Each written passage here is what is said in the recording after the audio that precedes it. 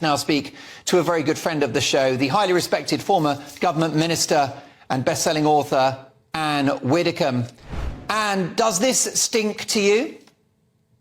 Yes, but it always has. It had from the moment that Harriet Harman was put in charge of that committee. She'd already said in public that she believed that Boris had broken the rules. So she came with a fixed opinion. So yes, it does. I think the Conservatives would be very stupid indeed if they tried to get rid of yet another Prime Minister at this stage. I think they've now just got to stick with Rishi. They will lose the next general election. They will probably lose very badly Nadine Dorris's seat, which has got a huge Tory majority. And if they do that, then I think their fate is sealed. You know, I have my head in my hands sometimes. This is a party that came in under Boris's leadership with a majority of 80. It's a party that began that parliament by actually winning by-elections, the government winning by-elections. Now look where they are. Just look where they are. Now, Anne, what of this talk of Boris Johnson leading a breakaway centre-right party, possibly in partnership with a party that you're supporting, Reform UK? Well, there is already not a breakaway, there is already a right of centre party, and yes, it's called Reform UK. And yes, it's not polling too badly at the moment. So I'm sure that would be considered. But the fact is that Boris, who promised to get Brexit done, did not give us Brexit, and he did betray Northern Ireland. So there is quite a lot there to get over. And I don't think people should be too excited now. You know, is Boris going to come back? Is he going to stand in a by-election? Is he going to do this, that and the other thing? I think we would be much better advised to approach this quite calmly and to see what eventuates, particularly at those by-elections.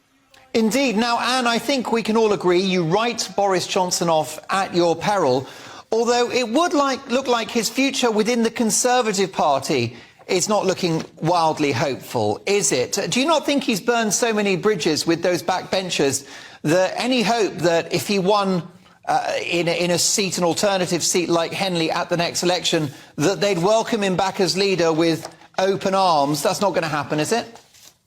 Well, I think he would be a very, very controversial choice. I think he knows that. But the fact is, this is a man who won a general election with an 80-seat majority.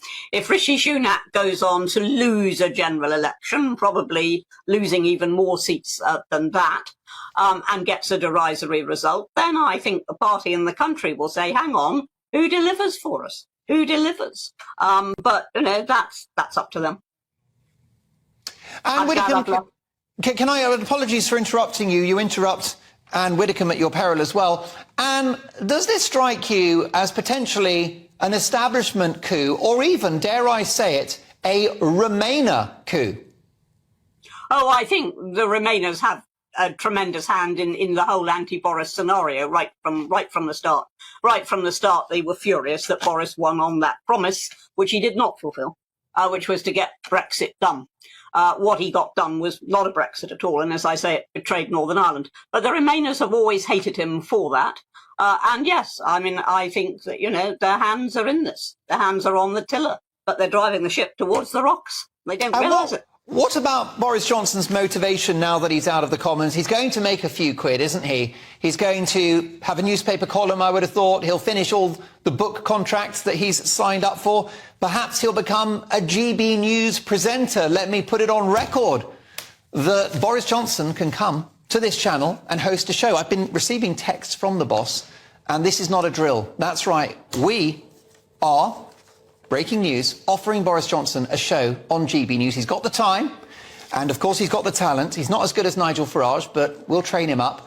So, Anne Widdecombe, what do you anticipate Boris Johnson, notwithstanding that kind offer from GB News, will do next?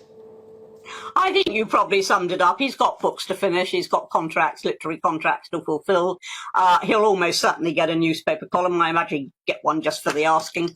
And he will concentrate on making money.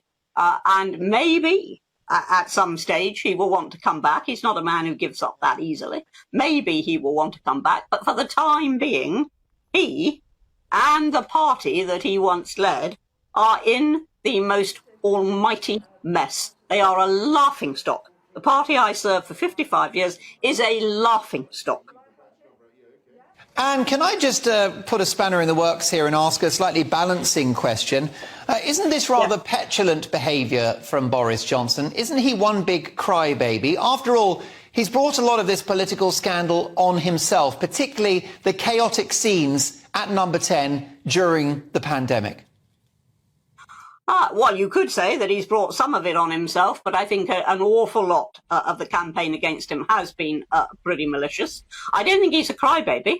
I think his honours list is saying, "Yah, boo," to the party. And then he's saying, "Oh, by the way, I'm off and you don't know what I'm going to do next." And I don't think that that is an act of petulance. I think that's an act of a man who knows that he's got no immediate future in the party. So he's going to go off and do something else, but reserve his position. I don't see anything wrong with that. The fact is most prime ministers, when they're ousted, crawl away. I think he will take a very different approach. And